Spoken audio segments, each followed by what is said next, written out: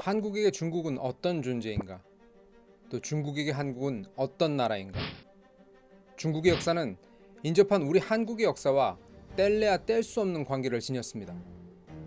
하지만 중국인이 생각하는 중국 한국의 역사적 관계와 한국인이 생각하는 한국 중국의 역사적 관계는 하늘과 땅 차이만큼 차이가 납니다. 이런 한중 관계사에 대해 이를 전공한 외국인 석학은 과연 어떤 생각을 가지고 있을까요? 오늘은 미국 예일대학교 역사학과 교수인 오드 아르네 베스타의 저서 제국과 의로운 민족을 통해 그 답을 알아보는 시간을 가져보려 합니다. 우선 예일대 교수인 베스타 교수는 어떤 사람인지 알아보도록 하겠습니다. 그는 1960년 노르웨이에서 태어났고 오슬로 대학에서 학부를 마친 후 미국의 명문 주립대인 노스캐롤라이나 대학교 채플힐에서 국共내전 시기 중국사를 전공하여 박사 학위를 받았습니다. 이후 영국의 명문대인 런던 정경대학에서 국제역사학과 교수로 재직했습니다. 베스타 교수는 이후 2014년 하버드대학교 케네디 스쿨에서 재직하다가 2019년에 예일대학교 역사학과로 자리를 옮겨 교수 생활을 이어나가고 있는 세계적인 석학입니다. 그는 위에 언급한 것처럼 중국의 국共내전을 시작으로 자신의 연구 영역을 확장하여 냉전시대 동아시아의 역사와 정치를 연구하고 있는 해당 분야의 세계적인 권위자라 할 수 있습니다. 그런 그가 한국과 중국의 역사적 관계에 대한 자신의 생각을 요약한 제국과 의로운 민족에서 우리와 중국의 문제를 어떻게 다루었을지 매우 궁금하지 않을 수 없습니다. 우선 책의 제목에 나온 제국은 중국을 지칭합니다. 그리고 의로운 민족은 우리 한국인 혹은 한민족의 국가를 뜻합니다. 이야기를 시작하며 베스타 교수는 한국과 중국의 역사적 관계가 무르익은 시기를 중국에서는 원나라가 명나라로 교체된 시기, 그리고 한국에서는 고려가 망하고 조선이 건국된 14세기 후반으로 보고 있습니다. 우리가 잘 아는 것처럼 이성계에 의해 성립된 조선은 성리학을 나라의 근간으로 삼고 중국에 대한 4대 외교를 표방했습니다. 이에 응답한 명나라는 조선을 확고한 자신의 제후국으로 받아들이고 조공을 받게 되죠. 우리가 잘 아는 이 이야기를 가지고 일부 중국인들은 그래서 한국은 대대로 중국의 식민지였다라는 몰상식한 이야기를 하기도 합니다. 하지만 베스타 교수는 이런 중국인들의 반응에 대해 이것은 제국의 주변에서 특수한 가치를 지닌 국가로 존재했던 조선에 대한 이해 부족에서 온 몰지각한 발언이라고 지적합니다. 우선 조선은 성리학을 명나라보다 더 철저하게 수용하여 자신들의 것으로 만들었습니다.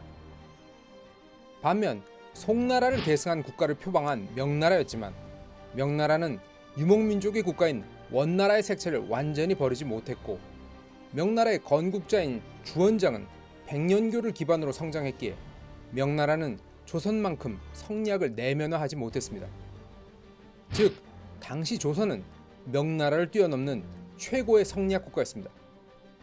이것이 중요한 이유는 당시 동아시아에서 성리학은 문명을 대표했기 때문이었습니다. 즉 조선은 명나라 이상 가는 문명국가이기에 스스로 문명국을 표방한 명나라가 조선을 함부로 할 수는 없었습니다. 게다가 이런 조선이 명제국의 지배권을 인정하고 형님으로서 명을 대접함으로써 명은 조선을 침공할 명분을 상실했다는 것입니다. 베스타 교수에 따르면 1592년에 발발한 임진왜란은 조선의 정체성을 강화시킨 결정적 사건이었습니다. 일본의 침략에 맞서 저항하는 동안 조선인은 의롭게 일본에 저항하며 조선만의 민족적 정체성을 마련했습니다. 베스타 교수는 이것이 전근대적 의미에서의 민족주의라고 지칭하고 있습니다. 이 의를 기반으로 한 조선의 민족주의는 중국에서 명나라가 망하고 청나라가 들어서면서 더 강화됩니다. 명과는 성리학이라는 문화적 코드를 공유하며 동질감을 느꼈던 조선이었지만 이제 오랑캐가 지배하는 청나라는 명나라처럼 의로운 나라가 아니었죠. 그래서 조선은 어쩔 수 없이 청나라의 지배권을 받아들여 명나라와 같이 외교적으로는 존중했지만 속으로는 청나라를 혐오했습니다. 그리고 유일한 문명국 조선은 의로운 민족으로 독자적인 민족의식을 강화시켜 나가게 됩니다. 중국이 형님으로서의 지위와 지배권을 인정받고 아우인 한반도의 조선을 후원하는 관계는 우리가 잘 아는 것처럼 19세기 말 열강의 동아시아 침탈과 함께 붕괴됩니다.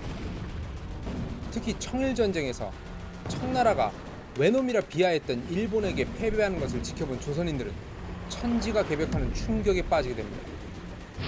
중국 문명에 대한 존중도, 그리고 중국 제국이 한반도를 지켜줄 것이라는 믿음도 모두 붕괴되면서 이제 이 둘의 관계는 새로운 장으로 접어들게 되었습니다. 그리고 시간이 더 흘러 조선이 일본의 지배를 받게 된 일제강점기, 일본을 추앙하던 조선의 친일 지식인들은 중국에게서 찾던 종주국의 모습을 일본에게서 찾으려 노력했습니다. 이들은 중국을 철저하게 버렸습니다. 하지만 독립운동 세력 중에서는 중국에 대한 기대를 버리지 않았던 이들도 있었습니다. 김구와 같은 민족주의 계열은 장개석의 국민당이 조선의 독립을 도와줄 것이라 믿었고, 공산주의자들 가운데는 중국 공산당이 자신들을 도와 조선을 독립시켜줄 것이라고 믿는 이들이 있었습니다. 베스타 교수는 이 두 세력 모두가 중국에게 실망하고 배신감을 느꼈다고 지적합니다. 장개석은 임시정부를 지원하면서도 이에 대해 대단히 회의적이었습니다. 심지어 그는 자신의 일기에 대만과 한반도를 되찾자 이곳은 한과 당 왕조의 일부였던 땅이다 라고 쓰기도 했습니다. 그는 2차 대전 이후 조선이 결국에는 독립해야 한다고 생각하기는 했지만 중국과 미국이 한동안 신탁 통치를 해야 한다고 주장하기도 했습니다. 중국 공산당 역시 조선의 공산주의자들을 실망시켰습니다. 이들은 후공내전 시기에 소련의 양해를 얻어 북한의 인력을 자신들의 전쟁에 동원하면서도 나중에 북한이 남한을 침공하는 전쟁 준비를 할 때 자신들의 상황이 여의치 않다는 이유를 들어 소련과는 달리 큰 지원을 하지 않았습니다. 물론 중국 공산당은 유엔군의 참전으로 북한이 괴멸될 위기에 처하자 50만 대군을 한반도에 파병하기는 했습니다. 하지만 북한에 들어온 이들 중공군 지휘관들은 북한군 지휘부를 철저하게 무시했으며 김일성을 애송이 취급하면서 북한 측에 분노를 샀습니다. 결국 한국 전쟁이 끝난 후 북한의 더러운 침공에서 살아남은 남한은 중국과는 상관이 없는 미국의 세력권에 들어가 버렸습니다. 한편 공산국가인 북한도 중국에 대한 나름의 실망과 경계심을 가지고 소련과 중국 사이에서 어느 쪽의 편도 들지 않는 독자 노선을 추구하게 되었습니다. 여기서 베스타 교수는 특히 1970년대 중국이 미국과의 관계 정상화에 나선 것이 중국과 북한을 멀어지게 한 결정적인 사건이었다고 지적했습니다. 중국이 북한이 주적이라고 여기는 미국과 외교 관계를 맺고 1990년대에는 한국과도 관계 정상화를 하게 되면서 북한이 상상을 초월하는 배신감을 느꼈다는 것입니다. 결국 이것은 북한 지배층 내에 중국 불신 현상을 만들어내었고 이는 김정은 정권까지 이어지게 되었다는 것입니다. 결국 오늘날 북한은 현실적인 필요에 의해 중국에 상당히 의존적인 모습을 보이면서도 중국을 신뢰하지 않는, 다시 말해 중국의 종주권을 거부하는 이상한 상황에 놓여있게 되었다고 합니다. 한편 중국과 관계 정상화를 이뤄내며 그야말로 상부상조하는 이웃이 되려 했던 한국 역시 결국에는 중국에 또다시 실망하게 되었다고 베스타 교수는 말하고 있습니다. 애초에 1990년대에 한국이 중국과 사이좋게 지내려 했던 것은 당시 중국이 지닌 노동과 소비 시장으로서의 엄청난 경제적 가치 때문이기도 했지만 또 다른 이유는 중국이 한국과 북한의 관계 개선에 도움을 주고 통일을 도와줄 것이라는 기대 때문이었습니다. 하지만 2010년대에 들어 중국이 미국과의 안보 갈등을 겪으며 한국의 과거 명청시대와 같은 지배적인 지위를 행사하려 들었고 한국에 미국과 중국 중 하나를 택할 것을 강요하는 분위기가 형성되면서 한국과 중국은 갈등 관계가 되었습니다.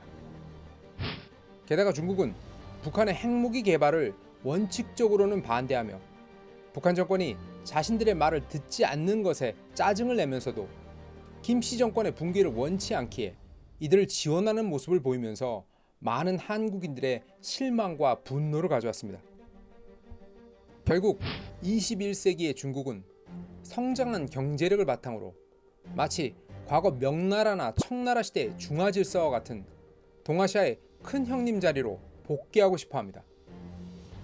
그런 중국이 큰 형님으로서의 지위를 가장 인정받고 싶어 하는 국가는 한반도의 정치 세력, 바로 한국입니다.